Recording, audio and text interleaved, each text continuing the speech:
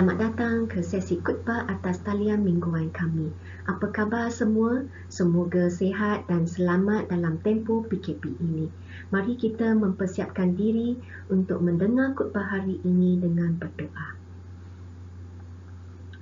Ya Tuhan, terima kasih kerana membuka peluang untuk kami mengikuti sesi khutbah atas talian.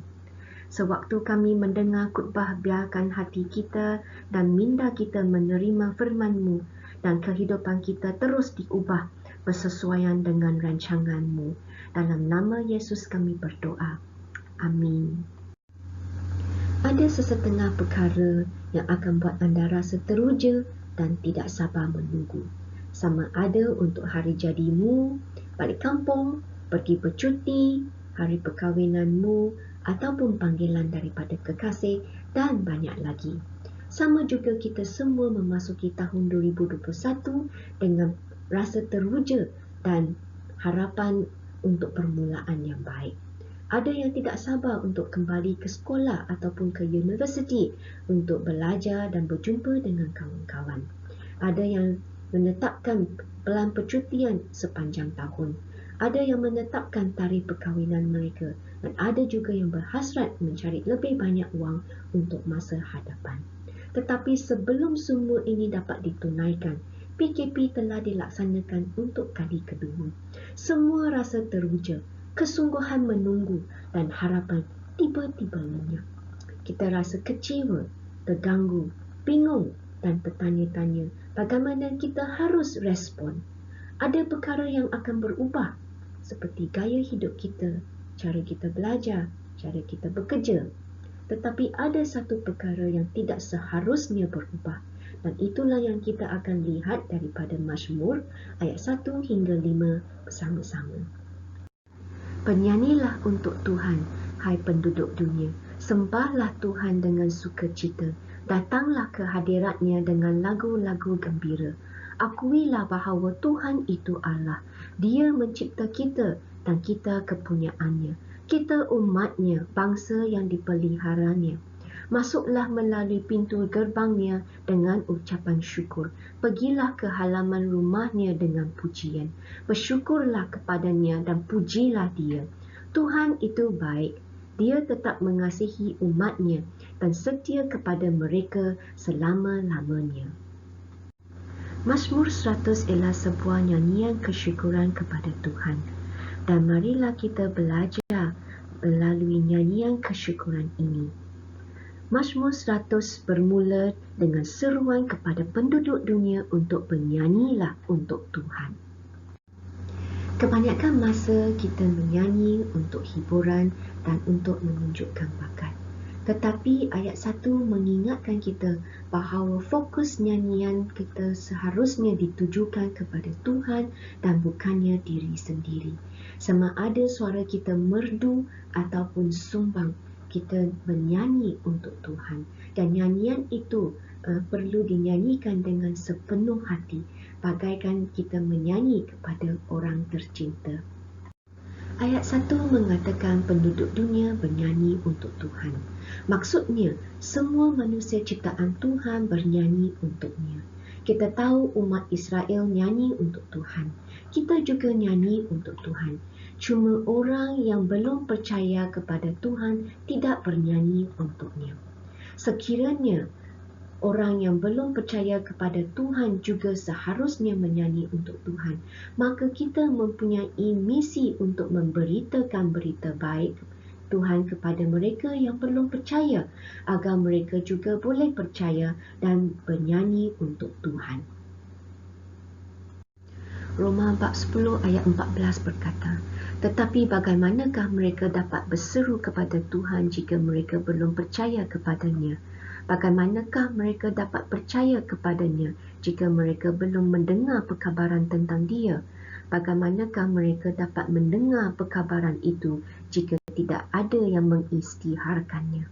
Oleh itu, sahabat sekalian, kita mempunyai misi untuk memberitakan berita baik kepada mereka yang belum percaya dan belum pernah mendengar berita baik Tuhan.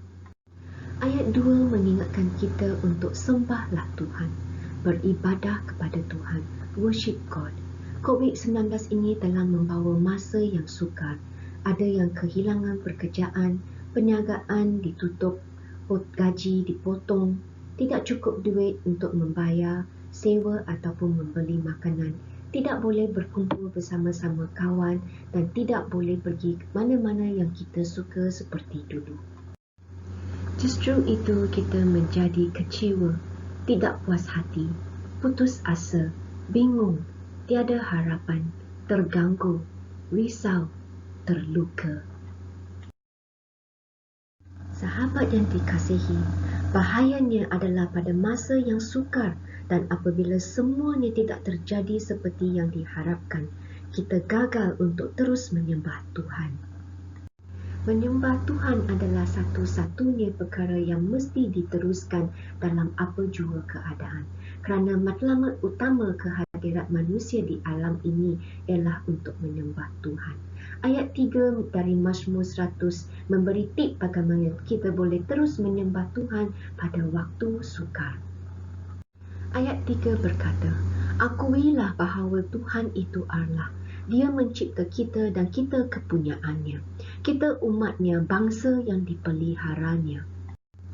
Saudara-saudari sekalian, jika kita mau terus untuk menyembah Tuhan pada waktu sukar dan apabila semua yang terjadi tidak seperti yang kita harapkan, kita perlu ubah tumpuan dari diri kepada Tuhan.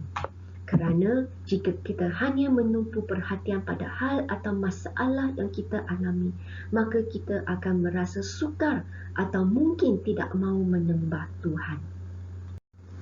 Apa yang kita tumpukan pada Tuhan? Kita akui bahawa Dia pencipta hidup kita. Kita tidak mencipta diri kita sendiri. Sama juga kita tidak mencipta orang di sekeliling kita. Kerana Tuhanlah satu-satunya pencipta manusia. Kedua, kita miliknya. Milik ini melalui penyelamatan yang telah Tuhan berikan melalui Tuhan Yesus. Dan kerana kita miliknya, Tuhan akan memelihara kita, menjaga kita. Walau apapun keadaan, kebenaran ini tidak berubah. Tuhan itu Allah, Dia pencipta, penyelamat dan penjaga kita.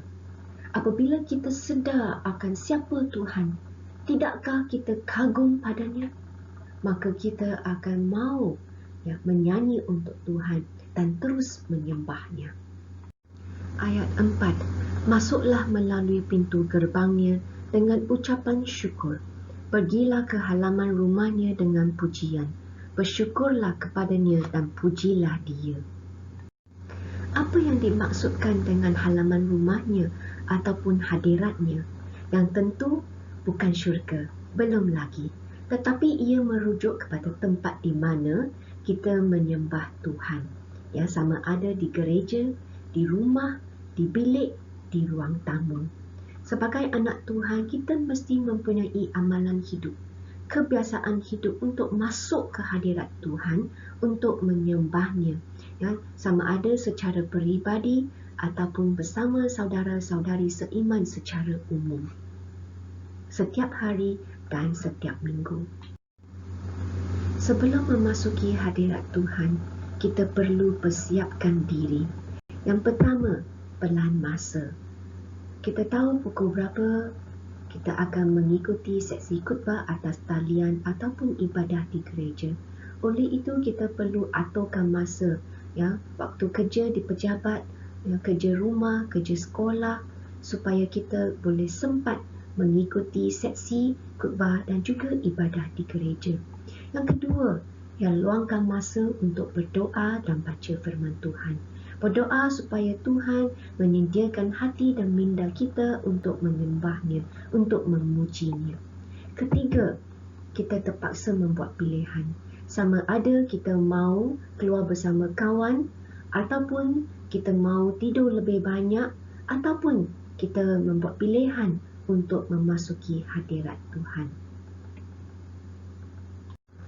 Apabila kita memasuki hadirat Tuhan, Kita membawa ucapan kesyukuran dan pujian untuk apa yang telah Tuhan lakukan untuk kita, bahawa Dia telah memilih kita, membuka peluang untuk kita mengenalinya dan percaya kepadanya, bahawa Dia telah menyelamatkan kita, Dia yang menjaga kita, dan Dia telah menjanjikan yang kehidupan kekal bersamanya di syurga suatu hari nanti. Dan kita juga membawa nyanyian lagu-lagu rohani yang mengingatkan kita mengenai rahmat-Nya, penyelamatan Tuhan, kasih Tuhan yang tidak berubah, janji-janji Tuhan dan kebaikan Tuhan. Ketika kita menyanyi lagu-lagu ini, kita diingatkan akan semua perbuatan Tuhan dan hati kita akan terasa terhibur, digalakkan dan dikuatkan untuk terus menyembah Tuhan. Ayat 5 berkata, Tuhan itu baik, Dia tetap mengasihi umat-Nya dan setia kepada mereka selama-lamanya. Tuhan itu baik. Semasa diri kita ditimpa kesukaran ataupun tragedi buruk seperti stroke, kanser, kehilangan pekerjaan, tiba-tiba kehilangan orang tersayang, gagal dalam peperiksaan ataupun gagal dalam perniagaan, ianya senang untuk kita meragui kebaikan Tuhan. Namun ayat 5 mengingatkan kita bahawa Tuhan itu baik. Ini tidak masuk akal. Bagaimana Tuhan boleh dikatakan baik apabila keadaan tidak berjalan lancar seperti yang kita harapkan? Mazmur 145 ayat 9 berkata, Dia baik terhadap setiap orang dan mengasihani semua ciptaannya. Yeremia 29 ayat 11. Aku sendiri tahu akan rancanganku untuk kamu.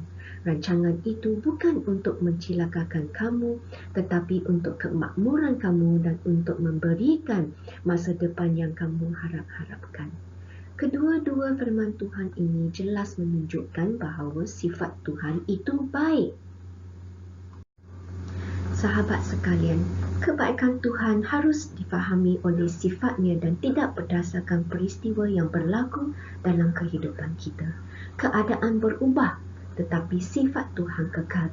Ini ajaran penting yang mesti diingati semua, supaya apabila perkara tidak berlaku seperti yang kita harapkan, kita tidak senang meragui kebaikan Tuhan. Saya mahu meninggalkan anda dengan dua pelajaran. Yang pertama, Tuhan itu baik. Walaupun kita tidak selalunya faham semua yang terjadi dalam hidup kita, ini tidak mengubah hakikat bahawa Tuhan itu baik. Yang kedua, sembah Tuhan dalam apa jua keadaan. Akan ada masa sukar dan harapan mungkin dihancurkan. Namun, jangan biarkan semua ini menghalang kita daripada terus menyembah dan memasuki hadirat Tuhan. Kerana Tuhan itu Allah. Dia layak dipuji dan dipuja setiap hari, setiap minggu oleh semua penduduk dunia. Marilah kita bangkit untuk doa penutup. Ya Tuhan, Engkau telah mengingatkan kami bahawa Engkau baik. Ampunilah kami kerana ada masanya kami meragui kebaikan-Mu. Ada masanya kami gagal menyembah-Mu. Dalam masa yang sukar ini, kehidupan kita terganggu, kurang pasti mengenai masa depan kita dan ada juga perasaan kecewa dan risau. Namun, bantu kami untuk terus menyembah-Mu dengan nyanyian dan kesyukuran. Kami percaya Engkau akan membantu kita mengharungi kesukaran ini. Kepadamu Tuhan segala kemuliaan, pujian sampai selama-lamanya. Amin. Sehingga kita berjumpa minggu hadapan, jaga diri dan terus amalkan SOP yang telah disarankan oleh Kementerian Kesihatan. Tuhan berkati semua. Bye-bye.